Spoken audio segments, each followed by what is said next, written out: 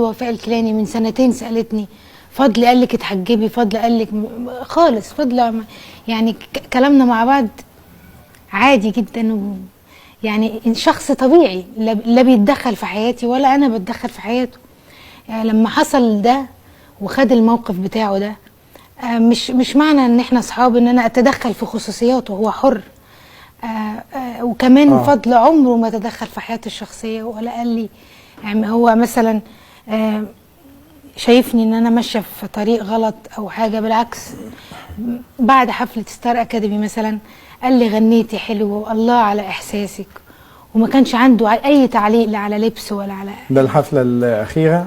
يعني هو شخص عادي جدا، مش متشدد او مثلا بيعدي حدوده معايا خالص.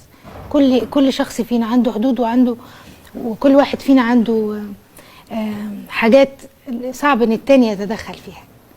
في وفاء الكيلاني من سنتين سألتني فضل قال لك اتحجبي، فضل قال لك خالص، فضل يعني كلامنا مع بعض عادي جدا، يعني شخص طبيعي لا بيتدخل في حياتي ولا انا بتدخل في حياته.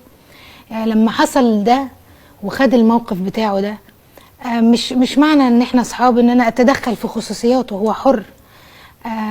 وكمان فضل عمره ما تدخل في حياتي الشخصيه ولا قال لي، يعني هو مثلا شايفني ان انا ماشيه في طريق غلط او حاجه، بالعكس بعد حفله ستار اكاديمي مثلا قال لي غنيتي حلو والله على احساسك، وما كانش عنده اي تعليق لا على لبس ولا على ده الحفله الاخيره. يعني هو شخص عادي جدا، مش متشدد او مثلا بيعدي حدوده معايا خالص. كل شخص فينا عنده حدود، وكل واحد فينا عنده حاجات صعب ان التاني يتدخل فيها.